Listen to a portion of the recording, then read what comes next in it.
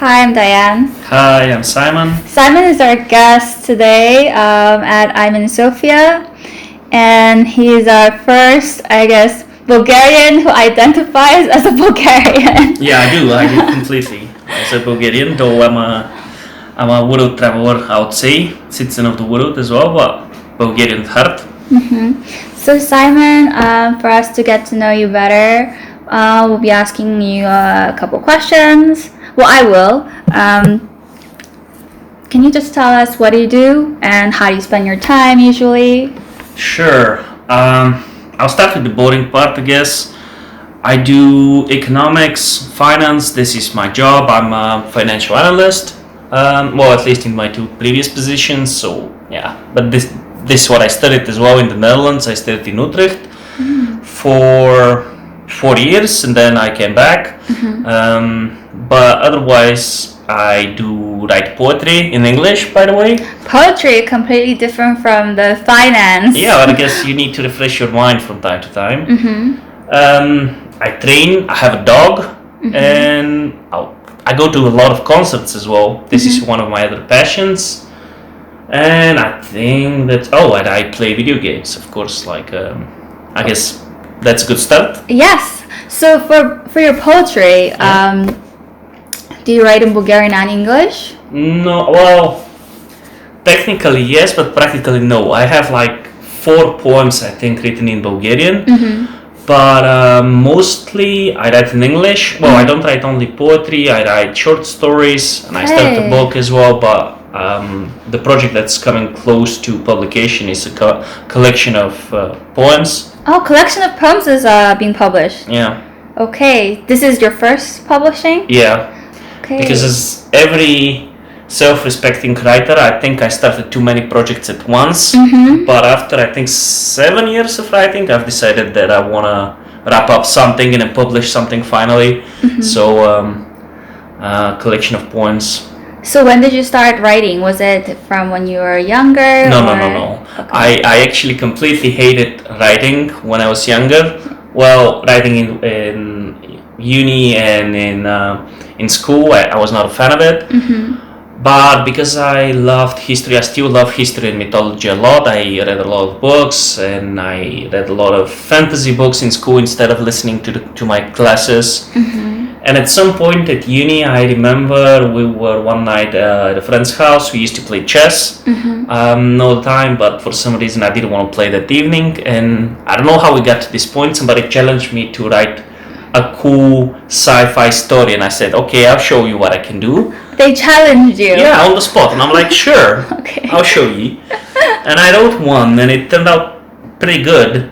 I read it to my friends there, and then after some time, I read it again, and I really liked it, and I really enjoyed it, and I slowly built up this passion for writing. But it was not like at least in the beginning, in the first 2 or 3 years, I would rarely write, or I would have these short bursts when I would write a lot, and then I would not write at all. But I have this friend who is actually my editor of my book. He's been writing since he was very young, and he helped me a lot in the beginning in order to asking me pretty much, hey, how is your writing going? What did you write about today? Giving me some pointers. Yeah. And that's how it started. So, you didn't start out as a writer, and No. it was more of a hobby. Yeah. Okay, and have you, when did you decide, okay, I'm gonna do this, like, professionally? I don't think I should get ahead of myself because it's still not professional. Until I've published something, I wouldn't say it's professional, and it's a hobby. The moment that I would consider it professional is if I, let's say, leave my job, like my day-to-day job, or if I, let's say, work half a day, my day-to-day job, and then write. But I've taken it pretty seriously nowadays, and whenever I have time and I'm not tired, I try to write at least for 1-2 hours per day. And by writing, I mean, let's say, reading some practices or editing or stuff like that. Because writing itself, I would say, is maybe 30% of an actual writing, because Yes. you might scribble a poem really fast in 30 minutes, but then you might edit it for like 5 hours if you're a perfectionist. So, currently you're still working in the finance industry? Yeah. Well, I literally left my job like 4 or 5 days ago because Wow. I wanted to have a break. But generally, yes. Yeah. Okay, so now, but you're not going to be looking for another job? Oh, I am. I already have been to like 3 or 4 interviews, but I've not found my dream job yet. Okay. And your dream job, you think, is still in the finance? Yeah, I didn't industry? like it. Okay. It fits I would say it fits my idea of a job. In a way, this is what I imagine. I go to work, I sit, I put like a couple of hours working, and I solve some problems. I do analysis. I do, for example, risk analysis or some kind of an outlook or something like that. And some days I hate it, some days I like it, but it still fits my idea of a job, and mostly I don't hate it. Mostly you don't hate it. Yeah, like, and this is your idea of a job. yeah, I mean, to be honest, I guess so. I guess you don't hate it. Yeah. If you don't hate it, you like it. Take into account this is the typical Bulgarian sarcastic outlook on things, but there are some days that I love it as well. Yes. So in a way, it's balanced. Okay. The Bulgarians have a general sarcastic outlook on stuff? I would say a lot of them do, either sarcastic or pessimistic. This might be a controversial statement, but that's what I truly and honestly believe. So. And some people said that it's more complaining, or some people look at it as sarcastic. For me, I thought it was they like to kind of get the negative aspect out of the way. Yeah. I feel like this is what they're doing, what you're doing, what Bulgarians are doing. Yeah, and it's also a bit of a coping mechanism as well. Yeah. Because the moment that you, for example, tell your worries to somebody or complain to somebody, you usually would not expect him or her to resolve your issue. It's just more about listening, and when somebody listens to you, like sometimes your burdens could become less. You could feel better. I don't know. It doesn't work always, but. So what genre is your poetry and your short stories? They vary a lot. I would say a recurring theme is a bit abstract. Not all of them. Some of them are very interesting in a way that, let's say, I would tell a short story in a poem format, so rhyming the whole way. Okay. And recurring themes are usually a bit darker toned, as in anger, sadness, regret, despair, and from time to time love shows up there as well. But I have a theory that everyone can describe their feelings and face them whenever the feelings are positive. When you're in love, you want to do everything in the world, but it's much harder to talk about your fears or your weaknesses, and that's why I believe there is value in writing about these things. And most of the topics that I write about are personal in a way. They might not be 100% what happened, but it might be what happened through my emotional world. Yeah, emotional world. Yeah, the way I perceived it. Okay, yeah. So, if they were to put it on a bookshelf in a bookstore, which section would it go on? I don't know. Sci-fi? I wouldn't say sci-fi. Is there like a modern philosophy, poetry / something like that? I don't know. Okay. Because most of them. They want you to put a label, though. This is why. Yeah, I hate labels. That's why when they ask me when will your book be published or stuff like that, I'm like, soon, but I don't know. So yeah, I don't know. Okay. And do you have something where you're putting maybe your previews of the book online or on Facebook? Or? I have a Facebook page. It's under my pseudonym. My pseudonym is the Worldsmith, so somebody who smiths worlds. Okay, so this is how your book's gonna be published under? Yeah. Oh. Yeah. So my page on Facebook is obviously Facebook/The Worldsmith. If you just type in The Worldsmith, you'll find it. I don't publish that many things there, to be honest, because I wanted to keep some of them, rework them, and I publish them whenever they're ready. But sometimes I would publish even articles that are not completely related to writing. But for example, from the back of my mind, I remember a collection of the most iconic photos from the 20th century. Yes. And I don't know, I felt like I'm just gonna put it there. It did fit the topic, but yeah. So you consider yourself kind of a full-time writer though at this point. Yeah. Because you're writing, you said 2 hours a day? Yeah, 2-3 hours a day, yeah. Okay. I would say that's a full-time writer, because I wonder if writers even write longer than that. Yeah, depends. Okay. But as I feel like everybody has kind of a story. Everybody has a story, but it's really hard to go from like, oh, I'm gonna write, some stuff, but then really to come out with a completed product. Yeah. Is there something that you can, like, an advice you can give to really transition? I think the best way to transition is, first of all, you need a lot of discipline, obviously, because there will be days where you don't want to write. But I split writing into multiple parts. So some days I might feel like editing. Some days I might feel like writing some raw poem, or it depends. So the same way as life, you should just do some different parts, and you shouldn't be too hard on yourself if you don't write for a day or two or a week if you need to. But you should not allow yourself to fall in a slump and be like, when was the last time I wrote? Oh, 3 months ago. Yes. So. Okay. Well, because I've been writing a script for like 3 years. Yeah. And obviously I'm not close to finishing. Have you thought about writing a script? Because this is something that I grew up in LA, so a lot of people I know there, it's like everybody's writing a script. Yeah. So this is a common thing. If you like writing even a little, I feel like people want to have one script. Have you thought about writing a script? Script for what? For a book, or for a play, or for a movie? Mainly for a TV series, something you can sell as a series. Yes, to be honest. Though I don't start with, because this is how I believe most good universes are developed and franchises. You don't start with the script for a movie. You usually start with the book itself. Okay. So, in a way, I'm writing this book called The God of Anger, which is very dark sci-fi in the future.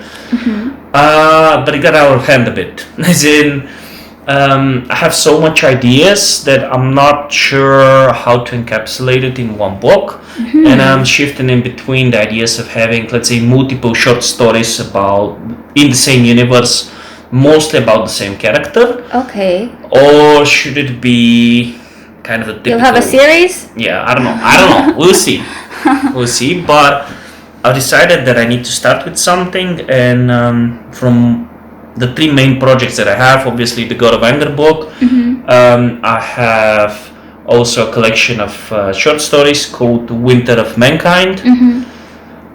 These 2 are like 30-40% complete, I would say, but the book collection is solid 90-95% maybe. It's very close.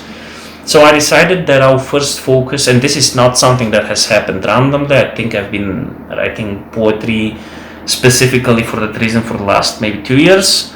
So I decided, okay, I'll complete first the collection of poems, and then I'll improvise. I'll see what am I doing next, because it might turn out that I want to publish a second booklet. I don't know. We'll see. Of poetry. I don't know.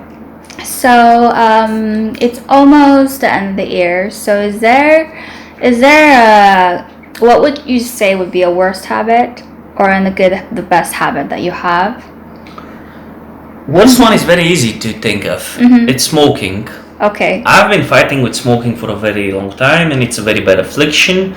It doesn't affect everybody the same way, but if you get properly addicted like me, it's very hard to drop that habit, and it's a habit that's very stupid, very irrational. Because I was curious about, because a lot of Bulgarians do smoke. I feel like it's like when do you start smoking usually? When did you start smoking? It was in different periods. So I think when I was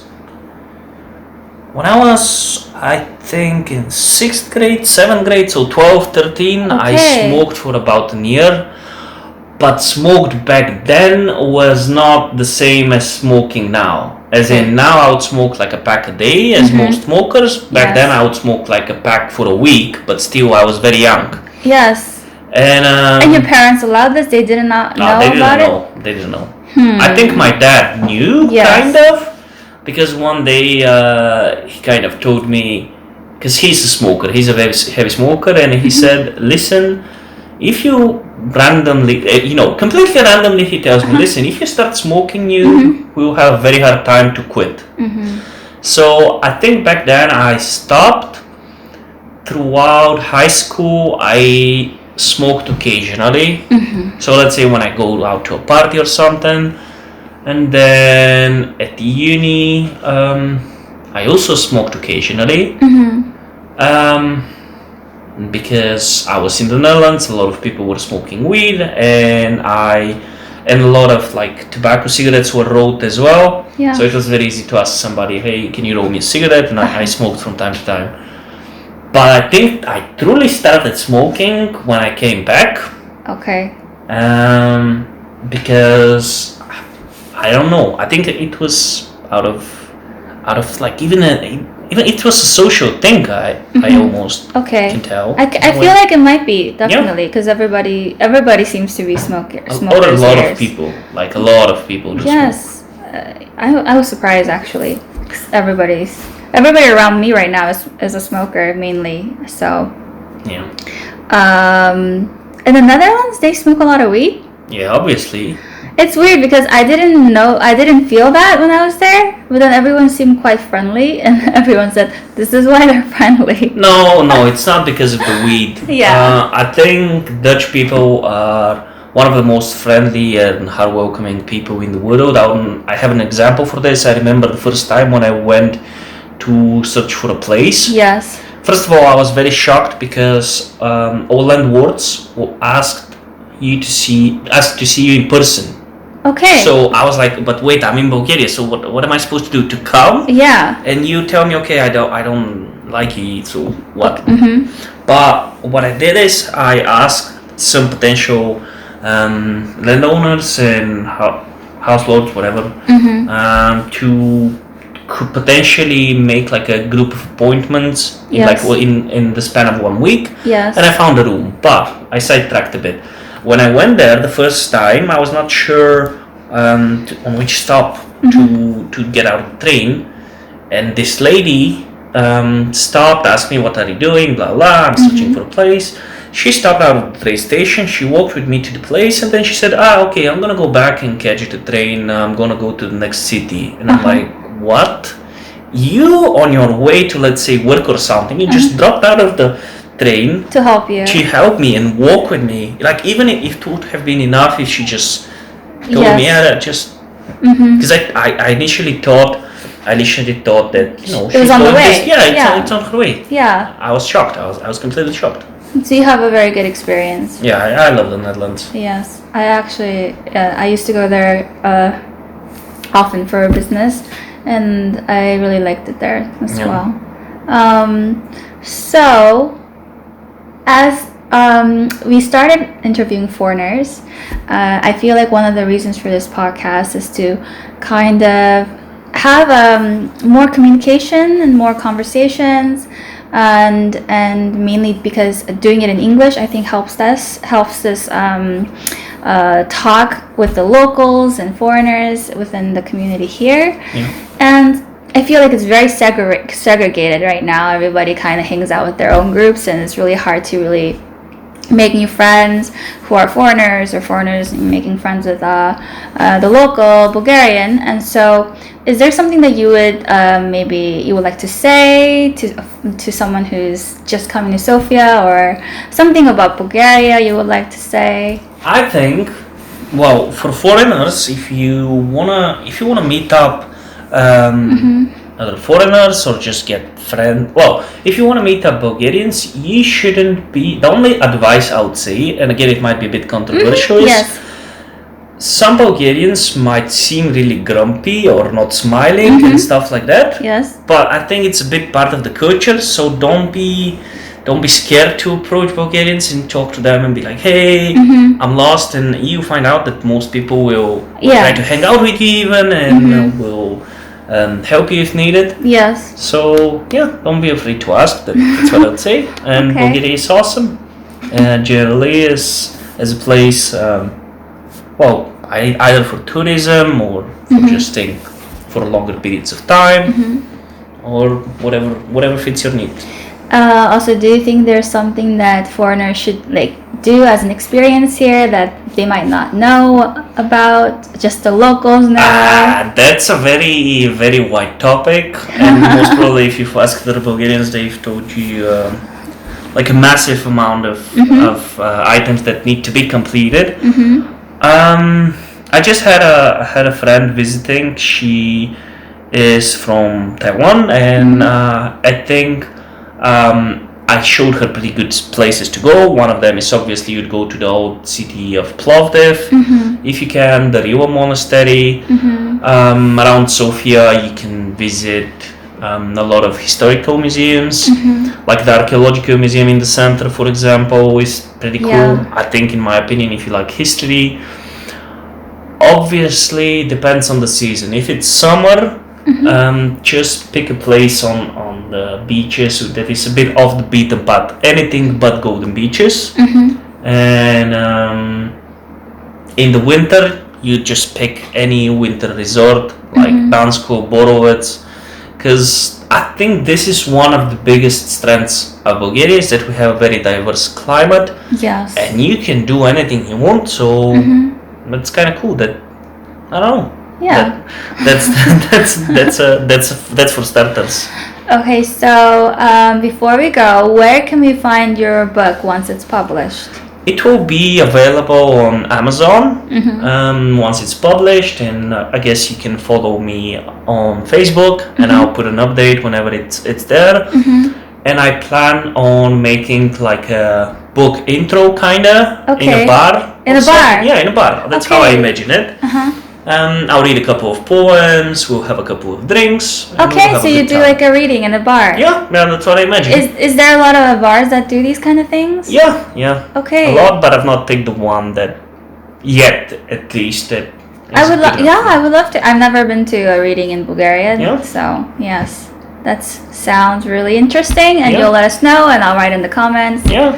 So thank you for this interview, Simon. Thank you, Diane. It was pleasure. Thank you. Bye, everyone. Bye.